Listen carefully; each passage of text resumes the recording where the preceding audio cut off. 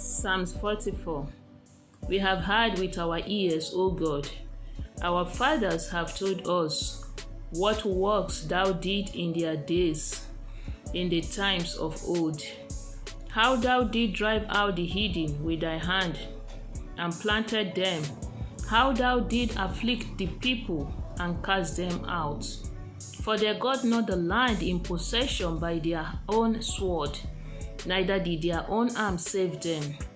But thy right hand, and thy arm, and the light of thy countenance, because thou hast a favor unto them. Thou art my king, O God, command deliverance for Jacob. I will say, thou art my king, O God, command deliverances for rejoice. Through thee will we push down our enemies.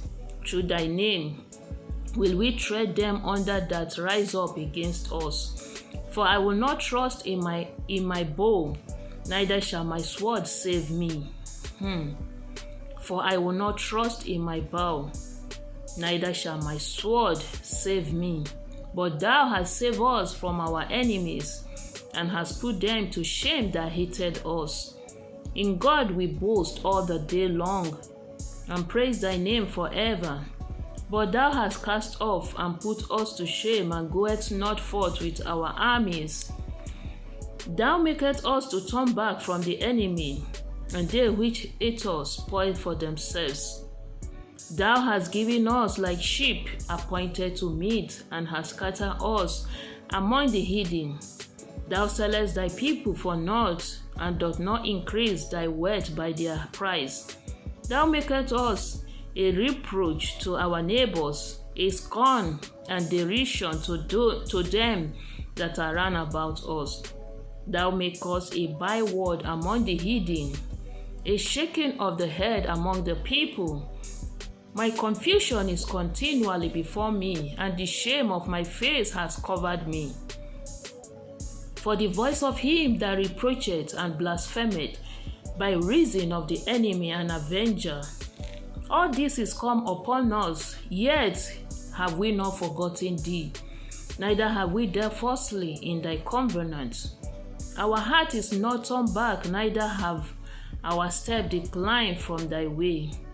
Though thou hast so broken us in the place of dragons, and covered us with the shadow of death, if we have forgotten the name of our God, or stretched out our hands to a strange God, shall not God search this out?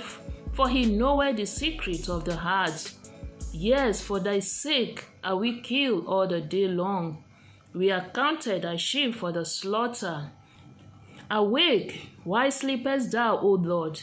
Arise, cast us not off forever. Wherefore hidest thou thy face, and forgettest our affliction and our oppression? For our soul is bowed down to the dust, our belly cleaveth unto the earth. Arise for our help, and redeem us for thy mercy's sake. Glory be to God. In this text that we have just read in the book of Psalm 44, we can clearly see how the psalmist was lamenting regarding the challenges, the troubles they are going through, how the enemies attack them. They believe they should defeat this enemy. They believe they should have an upper hand, but it is the other way around. So they were talking to God. The psalmist was talking to God, believing that they have done nothing. They are righteous in their way. They are doing what God is expected of them. But yet, they are facing challenges that they believe that God should deal with. But God is not doing anything about it. So this is related to the story of Job. The Bible recorded that Job was a righteous man. So he done nothing, but yet a trials, a difficulty, a moment of darkness came upon his life that took everything away from him, including his health. The only thing he has was just his breath. But in that very situation, Job never lose faith. His faith never wavered. He held on to God. He kept declaring the goodness of God, the faithfulness of God. And we can see the same thing in these Psalms that we have just read. When you look at verse 17, it says, all these come upon us, yet have we not forgotten thee, neither have we dealt falsely in thy covenant. Our heart is not turned back, neither have our step declined from thy way. So these are the people that know their God. They don't just stay with God when things are good, and when anything that is evil or they believe that is negative or challenges, trials, a moment of darkness came, and they will say, no, God, we don't know you, because they have tasted of the goodness of God. They boldly declare how God was faithful even unto their fathers. So they have testimonies of God's faithfulness. Therefore, if God now allowed this, so it is not a moment for them to turn away from God, to say, no, why should you allow this to come upon us? If you don't deliver us, we are not going to serve you anymore. But they hold on to the faithfulness of God, and they keep declaring their faith, even though we are facing these challenges. But we are not going to be moved by the trials, by the challenges we are facing. We will continue to hold on to you. We will continue to declare your faithfulness. We will continue to declare the goodness you have done unto us in the past. So as you will see in this verse, that it is this declaration of how God has been faithful to them, of the good things God has done, it will become a stepping stone for their deliverance. It will become a stepping stone for their breakthrough, for their success. So this is how we should be as children of God. We don't only enjoy God's goodness, and when trials or challenges come, we begin to complain and say, God, no, we don't want to face this. If this is how it is, no, we don't want to have anything to do with you.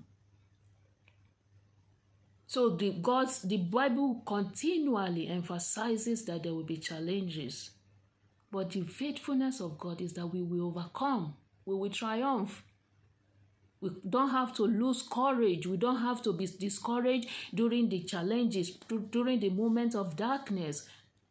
It is a phase that will come and pass. For at the end of every tunnel, there is always a light. So it is a moment, it is a phase, it will pass. So in that period, that moment of darkness, it is a moment for you to reflect on the good things that God has done in your life, and begins to appreciate Him for that.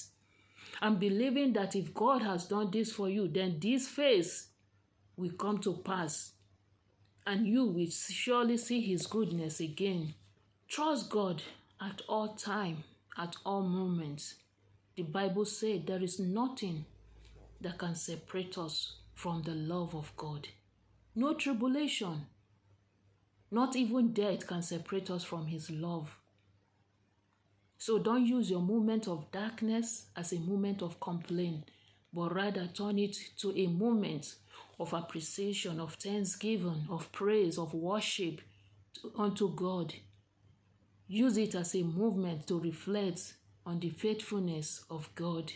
Use it as a moment of appreciation and testifying of His mercy, His kindness, His unfailing love, His ever faithfulness. Because that phase of darkness will come to pass, and you will surely see the light of God. Thank you, Jesus. Glory be to your name. God bless you, and I will see you again tomorrow by God's grace.